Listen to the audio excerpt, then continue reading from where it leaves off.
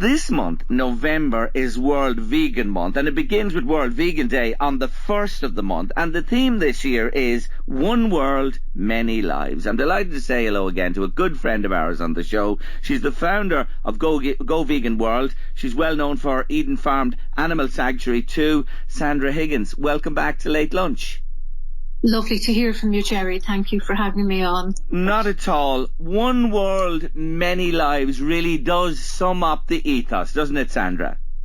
It does, really, yeah, because a lot of people focus on the cruelty that we perpetrate on other animals when we use them, but that's not actually the root of the problem. The root of the problem is that we think we're superior to them, so we think that we can use them as commodities and as our resources. And we fail to recognise that on this earth, we're not the only living, feeling species with rights. There are all those other lives as well. And in fact, we only have one world to support all of us, and humans are destroying that world and its ability to support life very quickly. So, yeah, that just captures us, it does. I couldn't disagree with you, because the more I live, the longer I live, the more I despair at what's going on this planet of ours from many, many perspectives. You have been a campaigner for many's a day in this particular area. Do you feel that your message is getting across to people? Do you feel at times, Sandra, that you're a voice in the wilderness? Yeah, we can. Sometimes, yeah, for sure. A lot of people contact us to say that when they see our ads or when they hear media interviews,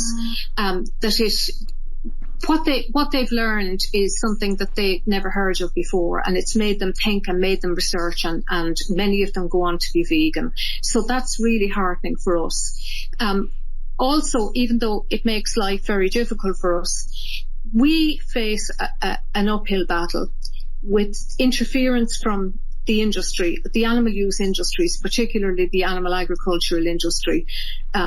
Every ad that we manage to get up on a billboard, we have to climb a mountain to get there, with advertising agencies refusing to believe the facts we present to them.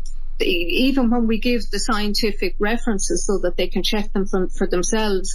A case in point is we've two ads running at the moment in Ireland and in Glasgow, Birmingham and London. If you would not swap places with her, be vegan. And one of them shows a slaughtered lamb hanging upside down with the blood coming from the cut on her neck.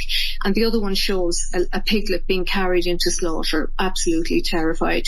And we were told that we couldn't run those ads in the UK. They're running in Ireland, no problem. But we couldn't run them in the UK unless we removed the distressing image of the pig and the blood. And to us, it just shows that if we can't look at the price that we inflict on other animals when we choose not to be vegan, if it causes us so much distress that we can't look at it, surely the solution is not to get an organisation like us to sanitise the image, but to confront our own behaviour and our own thoughts about other animals. If it's so objectionable, we shouldn't be doing it. I know a lot of people listening to us today will say, look they respect your views, etc. But we live in a country, as you mentioned there, where, meat is a big part of what we consume, what we produce as well. And the same in the UK and these islands, and we export it all over the world. And people wonder, well, it's humankind. It's been like this for centuries, from the dawn of time. What do you say to that? Well, there are lots of things that we've done for centuries, and it doesn't make it right. You only have to look at the war in the world at the moment to know that the length of time we've been doing something does not make it morally acceptable. I appreciate that Ireland is a production country, but it's not in the interest. First of all, we know that it's not in the interest of other animals to have an animal agriculture industry or any animal use industry. Neither is it in the interest of the farmers, because there's no future in this, Gerry. The emissions in Ireland from the agricultural sector are the highest of any other sector. They far outpass The sectors that we usually think of, like residential, energy and transport, we think that they're the biggest emitters. But the emissions from our food industry are nearly 40%, more than double any of those other industries. And we're not alone, because the global emissions from food are almost 35%. And some of the ads we're running at the moment actually carry that theme to get a good understanding of how damaging animal agriculture and the consumption of animal products is, the production and consumption of them are. We only have to look at the studies that show the benefits of consuming a vegan diet, and we would reduce our emissions by 77% if on a vegan diet, and we'd actually reduce our methane emissions by 93.5%. And that's why the COP is on at the moment, and we see the floods in Spain, and people are talking about fossil fuels, and everybody readily accepts that we need to abolish the fossil fuel industry. But very few people are aware that the animal agricultural industry contributes such a huge amount of harm. In Ireland, we find that 85% of us are worried about climate change, but 67% of us are not aware of the emissions coming from the animal agriculture sector. And they could be reduced radically on a vegan diet. And what it would do in particular is there are two emissions, methane and nitrous oxide, that are very high from the production, in particular, of animal flesh and dairy. And if people went vegan, and reduced those emissions, as I said, the most recent study showed we'd reduce our methane emissions by 93.5%. That would allow us to, this is a very easy thing to do, and it would allow us to catch our breath while we deal with other sectors like the fossil fuel industry, how we heat our home, how we travel to work. Okay, and can I put this to you? Like, a lot of the farming community tuned into us today, and they think, what is that woman talking about? Because of a dependence on poultry, pork, lamb and beef. Look at the amount of jobs it creates in the country, the export of it, the money it brings back into Ireland.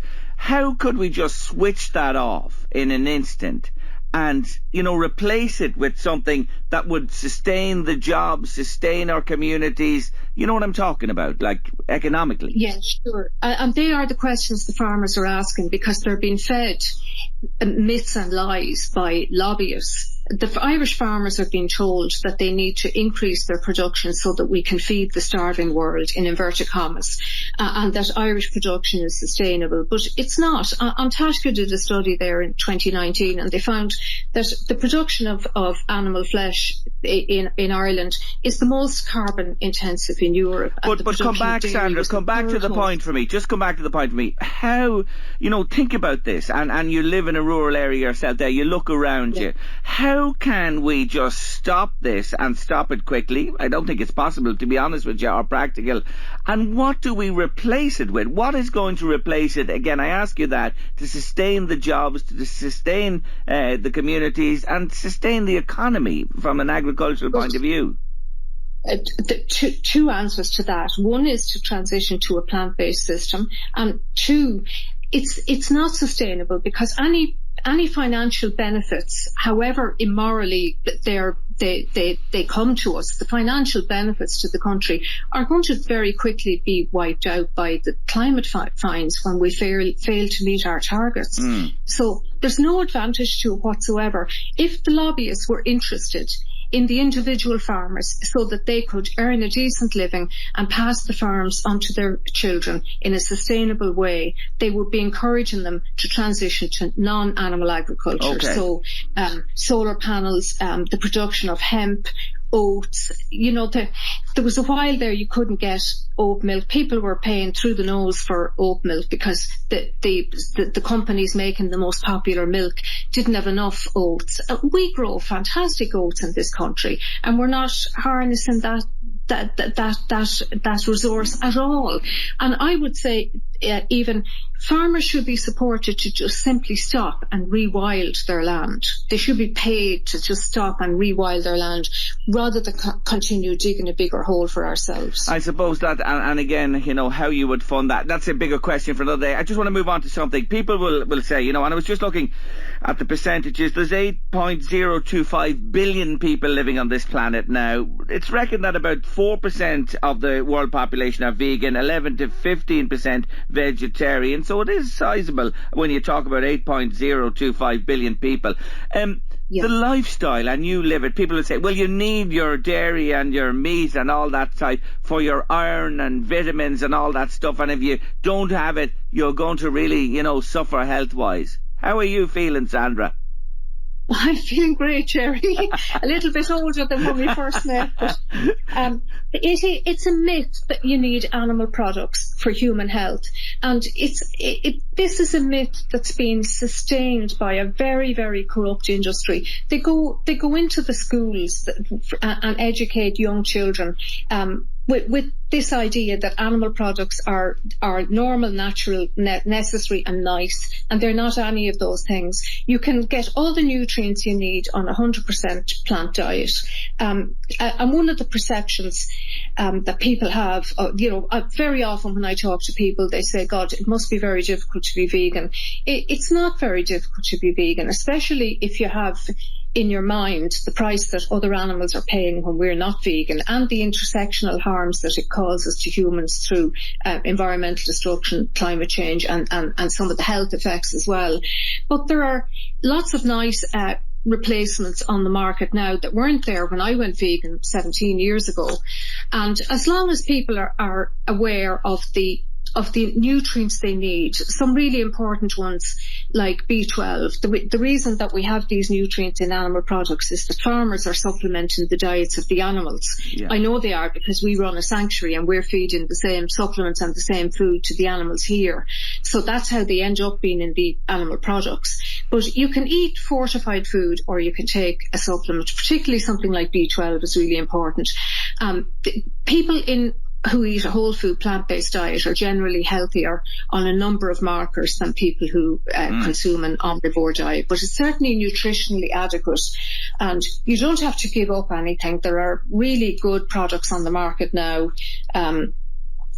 Most of them, unfortunately, are not available in the south of Ireland. We go up to the north for the really nice ones, or some of them you have to buy online. It might be a little bit more difficult, but it's very wrong to say that other animals should be bred and commodified and used as resources and caused to suffer and die to cater for our taste buds and our convenience, particularly when it's not even good for us. Sandra, I want to tell listeners, you left in a steak for me recently that is vegan, and I want to tell you this. I didn't get a chance to cook it. So what I'm going to do is I'm just going to park that, and I'm going to cook it in the near future and bring it back, and I'll tell you what I feel about it when I consume it myself. I want to be absolutely honest with you. Is that okay? Yeah, that would be great. Yeah, because it is interesting. Yes, it is. Those products are not essential, but they're definitely a help. Yes. So I'd love to know what you think about it. I'm going to do that. I promise you I will do that, and our listeners as well. But for today, I say again, I always respect you and respect your views as well, and I thank you for joining me to mark World Vegan Month in November. I'll be talking to you again soon, Sandra. Take care, Gerry. Take care. Bye-bye. That's Sandra Higgins there. It is World Vegan Month, and she is founder of Go Vegan World and Eden Farmed Animal Sanctuary.